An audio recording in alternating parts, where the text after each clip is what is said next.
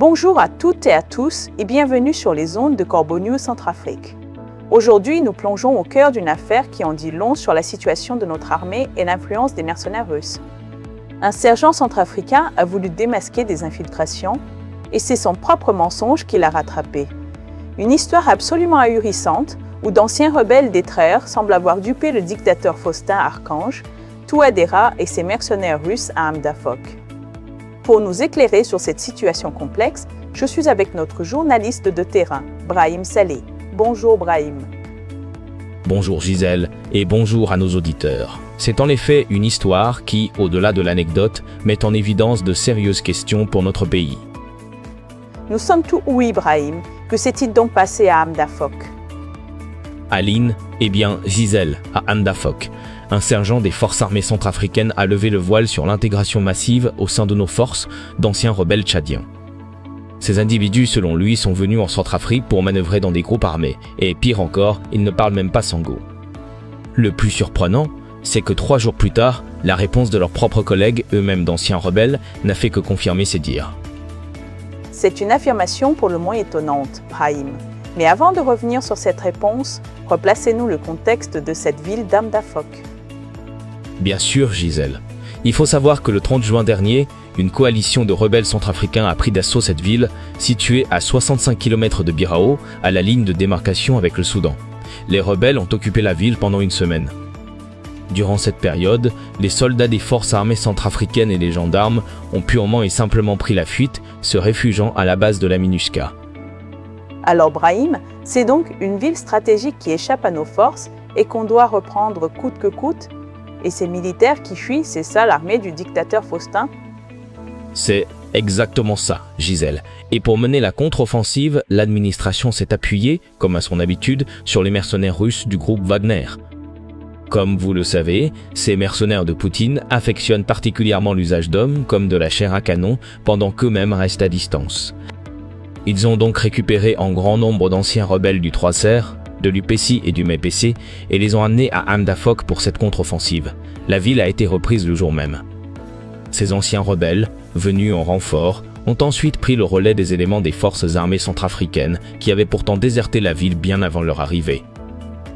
Donc, si je comprends bien, Brahim, l'armée du dictateur Faustin fuit et ce sont les Russes qui appellent d'anciens rebelles à la rescousse pour servir de boucliers humains? C'est ça le plan pour stabiliser le pays? Aline, c'est ce qui se dégage des faits, Gisèle. Et c'est dans ce contexte que le sergent Faka, un soldat de l'armée nationale, a été envoyé sur place. Il a observé le comportement de ces anciens rebelles et a clairement dénoncé la situation. Selon lui, il s'agit de personnes qui ne maîtrisent même pas la langue nationale, le sango. Mais c'est absolument ahurissant, Brahim. Des militaires qui ne parlent même pas la langue de notre pays? C'est ce qu'a dit le sergent Faka. Il a estimé qu'il était incroyable d'intégrer des gens qui ne parlent pas sango et dont les parents venant du Tchad passaient la ligne de démarcation en masse pour leur rendre visite dès qu'ils apprenaient qu'ils étaient à Hamdafok. Et quelles ont été les conséquences de ces déclarations graves faites publiquement par le sergent Faka? Aline, Gisèle, se sentant directement visés, les anciens rebelles ont désigné l'un des leurs pour apporter une réponse. Ce dernier, se présentant lui aussi comme sergent avec le matricule 2026, a affirmé que le sergent Faka était en réalité un voleur. Il aurait eu l'intention d'aller dérober du bétail à des éleveurs et c'est pour cette raison que les anciens auraient refusé de le suivre. Attends Brahim, je dois bien comprendre. Pour contrer une dénonciation sérieuse sur des infiltrations, on invente une histoire de vol de bétail? C'est ça leur niveau de défense? C'est tout à fait délirant. C'est exactement la nature de ce démenti, Gisèle. C'est un type de fabrication qui se veut pathétique. Pour tenter de décrédibiliser une dénonciation authentique et courageuse, on doit recourir à une justification aussi absurde que celle-là. Mais en écoutant ce monsieur qui a répondu, on comprend vite qu'il ne sait même pas parler sango, notre langue nationale. Il assemble quelques mots comme quelqu'un qui ne serait venu que quelques jours à Bangui. Et pourtant, il est censé être celui qui parle le mieux sango parmi ces anciens rebelles, celui qu'ils ont choisi pour exprimer leur position. Donc, Brahim, non seulement il est censé défendre l'indéfendable, mais en plus, il se trahit lui-même par sa manière de s'exprimer. C'est une erreur de casting monumentale pour ces anciens rebelles. C'est tout à fait ça, Gisèle. En écoutant ce monsieur qui prétend être un ancien rebelle du Troar, on sent qu'il n'est pas un centrafricain. On dirait quelqu'un qui vient d'arriver dans le pays depuis 1 mois ou 2 et qui s'efforce de parler notre langue. Le sergent Faka avait donc raison. La plupart de ces éléments, comme il l'a souligné, ne maîtrisent pas le sango. Et lorsqu'ils arrivent à Hamdafok, leurs parents passent la ligne de démarcation depuis le Tchad en masse pour venir les rencontrer. Ce sont bien des Tchadiens. C'est donc un système bien rodé, Ibrahim, des jeunes Tchadiens qui voient la Centrafrique comme une porte d'entrée facile pour intégrer une armée, celle du dictateur Faustin qui ferme les yeux. C'est une véritable faille de sécurité nationale. C'est un phénomène qui dure depuis des années, Gisèle.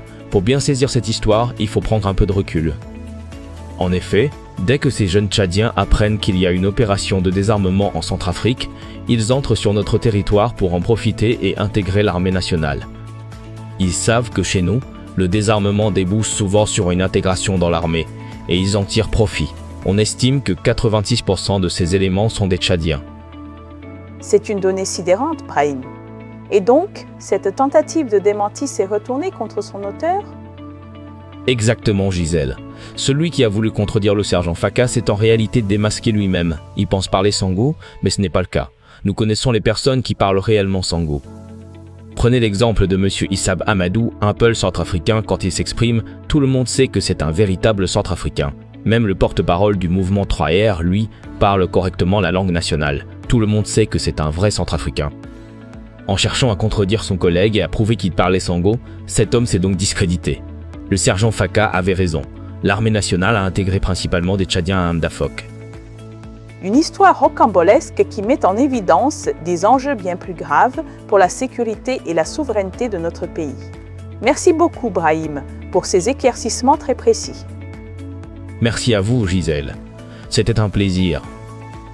Cet article a été rédigé par Arsène Feimonazoui.